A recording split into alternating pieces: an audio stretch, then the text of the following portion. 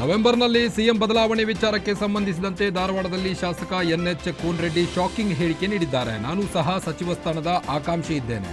ನನಗೆ ಕೃಷಿ ಸಚಿವ ಸ್ಥಾನವನ್ನು ನೀಡಬೇಕು ಎಂದು ಕೋನರೆಡ್ಡಿ ಇಂಗಿತ ವ್ಯಕ್ತಪಡಿಸಿದ್ದಾರೆ. ನಮ್ಮ ಹೈಕಮಾಂಡ್ ಸ್ಟ್ರಾಂಗ್ ಇದೆ. ಮದೀನಾ ಪ್ರವಾಸ ಕೈಗೊಂಡಿದ್ದ ಹೆಸ್ಕಾಂ ಅಧ್ಯಕ್ಷ ಅಜ್ಜಂಪೀರ್ ಖಾದ್ರಿ ರಾಜಕೀಯದಲ್ಲಿ ಹೆಚ್ಚು ಸ್ಥಾನಮಾನ ಸಿಗಲಿ ಎಂದು ಸಚಿವ ಜಮೀರ್ ಅಹ್ಮದ್ ಖಾನ್ ಹೆಸರನ್ನ ಬರೆದು ಬಂದಿದ್ದಾರೆ. ಈ ಯಾತ್ರೆಯಲ್ಲಿ ತಮ್ಮಿಷ್ಟದವರ ಹೆಸರು ಬರೆಯುವ ಪ್ರತೀತಿ ಇದ್ದು ಅಂದುಕೊಂಡಿದ್ದು ನೆರವೇರುತ್ತದೆ ಎಂಬ ನಂಬಿಕೆ ಇದೆ. ಈ ಹಿನ್ನೆಲೆ ಕಳೆದ ಶಿಗ್ಗಾಂವ್ ಉಪಚುನಾವಣೆಯಲ್ಲಿ ಪ್ರಮುಖ ಪಾತ್ರ ವಹಿಸಿದ ಜಮೀರ್ ಹೆಸರನ್ನ ಖಾದ್ರಿ ಬರೆದು ಬಂದಿದ್ದಾರೆ. ಸಚಿವ ಜಮೀರ್ ಹೆಸರು ಬರೆದೇ ವಿಡಿಯೋ ಸದ್ಯ ಸಾಮಾಜಿಕ ಜಾಲತಾಣದಲ್ಲಿ ವೈರಲ್ ಆಗ್ತಾ ಇದೆ. ಕುಟುಂಬ ಸಮೇತರಾಗಿ ಆಗಮಿಸಿ ತಾಯಿಗೆ ವಿಶೇಷ ಪೂಜೆ ಸಲ್ಲಿಸಿದರು. ದೀಪಾವಳಿ ವಿಶೇಷ ದಿನವಾದ ಇಂದು ಕೆಎಸ್ ಈಶ್ವರಪ್ಪ, ನಟ ವಿಜಯ್ ರಾಘವೇಂದ್ರ, ಹಲವಾರು ಗಣ್ಯರು ಸೇರಿದಂತೆ ಹಲವಾರು ಜನ ದೇವಿಯ ದರ್ಶನ ಪಡೆದಿದ್ದಾರೆ.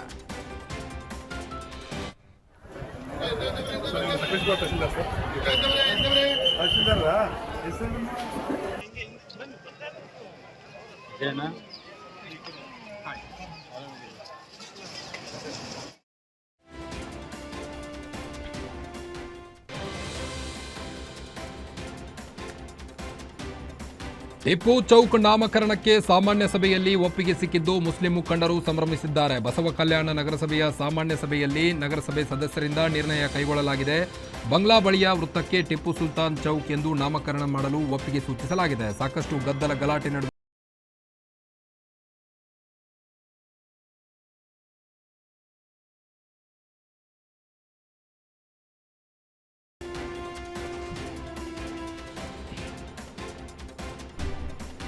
ಚಿಕ್ಕಮಗಳೂರಿನ ದೇವಿರಮ್ಮ ಬೆಟ್ಟ ಹತ್ತಿದ ಭಕ್ತರು ಅಸ್ವಸ್ಥಗೊಂಡಿರುವ ಘಟನೆ ನಡೆದಿದೆ. ಭಾರೀ ಮಳೆಯ ಮಧ್ಯೆಯೂ ಬೆಟ್ಟ ಹತ್ತುವಾಗಲೇ ಅರ್ಧದಿಂದಲೇ ಯುವತಿ ಕುಸಿದು ಬಿದ್ದಿದ್ದಾರೆ. ಅಗ್ನಿಶಾಮಕ ಸಿಬ್ಬಂದಿಗಳು ಯುವತಿಯನ್ನ ಬೆಟ್ಟದಿಂದ ಹೊತ್ತು ತಂದಿದ್ದಾರೆ.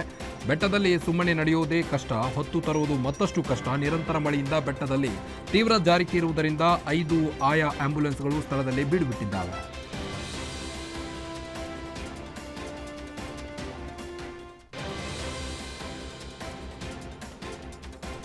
ಶ್ರೀರಂಗಪಟ್ಟಣ ಗಂಜಾಂನಲ್ಲಿ ದಲಿತರ ಮೇಲೆ ದೌರ್ಜನ್ಯ ನಡೆದಿದ್ದ ಪ್ರಕರಣಕ್ಕೆ ಸಂಬಂಧಿಸಿದಂತೆ ಗ್ರಾಮಕ್ಕೆ ತಹಶೀಲ್ದಾರ್ ಚೇತನ ಸೇರಿ ಸಮಾಜ ಕಲ್ಯಾಣ ಇಲಾಖೆ ಹಾಗೂ ಪೊಲೀಸ್ ಅಧಿಕಾರಿಗಳು ಭೇಟಿ ನೀಡಿ ಪರಿಶೀಲಿಸಿದ್ದಾರೆ.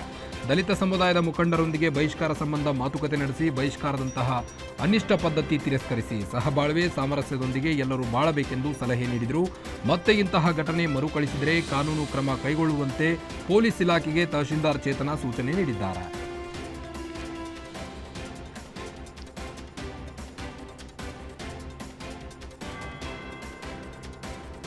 ರಾಜ್ಯದಲ್ಲಿ ಆರ್ಎಸ್ಎಸ್ ಜಟಾಪಟಿ ತೀವ್ರ ಸ್ವರೂಪ ಪಡೆದುಕೊಂಡಿದೆ. ಆರ್ಎಸ್ಎಸ್ ಚಟುವಟಿಕೆ ನಿರ್ಬಂಧಿಸುವಂತೆ ಪತ್ರ ಬರೆದಿದ್ದ ಸಚಿವ ಪ್ರಿಯಾಂಕ್ ಖರ್ಗೆಗೆ ಬೆದರಿಕೆ ಕರೆಗಳು ಬಂದಿದ್ವು.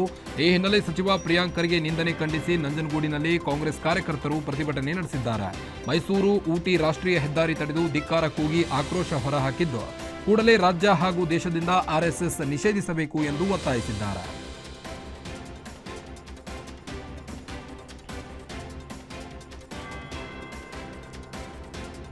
ಆರ್ಎಸ್ಎಸ್ ಪಥಸಂಚಲನದಲ್ಲಿ ಜಿಎಸ್ಟಿ ಆಫೀಸರ್ ಭಾಗಿಯಾಗಿರುವ ವಿಡಿಯೋ ವೈರಲ್ ಆಗಿದೆ. ಈ ಘಟನೆ ಬೀದರ್ ಜಿಲ್ಲೆಯ ಬಸವ ಕಲ್ಯಾಣದಲ್ಲಿ ನಡೆದಿದೆ. ಸೆಪ್ಟೆಂಬರ್ 14ರಂದು ಆರ್ಎಸ್ಎಸ್ ಪಥಸಂಚಲನ ನಡೆದಿದ್ದು ಕಲಬುರಗಿ ಜಿಲ್ಲೆಯ ವಾಣಿಜ್ಯ ತೆರಿಗೆ ಇಲಾಖೆಯ ಸಹಾಯಕ ಆಯುಕ್ತ ಮಹೇಶ್ ಪಾಟೀಲ್ ಪಥಸಂಚಲನದಲ್ಲಿ ಭಾಗಿಯಾಗಿದ್ದಾರೆ. ಆರ್ಎಸ್ಎಸ್ನ 100ನೇ ವರ್ಷದ ಸಂಭ್ರಮಾಚರಣೆಯಲ್ಲಿ ಗಣವೇಶ ಧರಿಸಿದ್ದ ಅಧಿಕಾರಿ ನಗರದ ಪ್ರಮುಖ ರಸ್ತೆಗಳಲ್ಲಿ ಪಥಸಂಚಲನ ನಡೆಸಿದ್ದಾರೆ. ಇದೇ ಪಥಸಂಚಲನದಲ್ಲಿ ಸರ್ಕಾರಿ ಶಾಲೆ ಶಿಕ್ಷಕರು ಹಾಗೂ ಪಿಡಿಒಗಳು ಕೂಡ ಭಾಗಿಯಾಗಿದ್ದರು ಎನ್ನಲಾಗ್ತಿದೆ.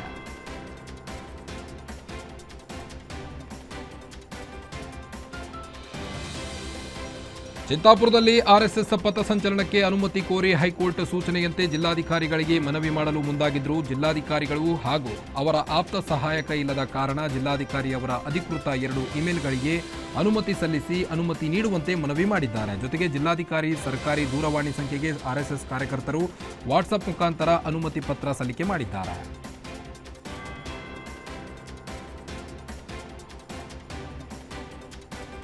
ಹೊರ ರಾಜ್ಯಗಳಲ್ಲಿ ಕಾರು ರಿಜಿಸ್ಟ್ರೇಷನ್ ಮಾಡಿಸಿ ರಾಜ್ಯಕ್ಕೆ ತೆರಿಗೆ ವಂಚನೆ ಮಾಡಿರುವ ಆರೋಪದ ಮೇಲೆ ಆರ್ಟಿಒ ಆಫೀಸರ್ಸ್ ಕಾರುಗಳನ್ನು ಸೀಸ್ ಮಾಡಿದ್ದಾರೆ. ಈ ಘಟನೆ ರಾಯಚೂರಿನಲ್ಲಿ ನಡೆದಿದೆ. ಸ್ಕೂಲ್ ಬಸ್, ಅನ್ನಭಾಗ್ಯದ ಕಾರುಗಳು, ಟಿಪ್ಪರ್ಗಳನ್ನು ತಪಾಸಣೆ ಮಾಡಿದ್ದಾರೆ. ಪಾಂಡಿಚೇರಿ, ಗೋವಾದಲ್ಲಿ ರಿಜಿಸ್ಟ್ರೇಷನ್ ಮಾಡಿಸಿ ಕರ್ನಾಟಕದಲ್ಲಿ ಕಾರು ಚಲಾಯಿಸುತ್ತಿದ್ದ ವಂಚಕರ ವಿರುದ್ಧ ಕಾರ್ಯಾಚರಣೆ ನಡೆಸಿದ್ದು 428 ಕೇಸ್ ದಾಖಲು ಮಾಡಿಕೊಂಡು 163 ಕಾರುಗಳನ್ನು ಸೀಸ್ ಮಾಡಿ 7 ರಿಂದ 8 ಕೋಟಿ ದಂಡ ಸಂಗ್ರಹಿಸಿದ್ದಾರೆ.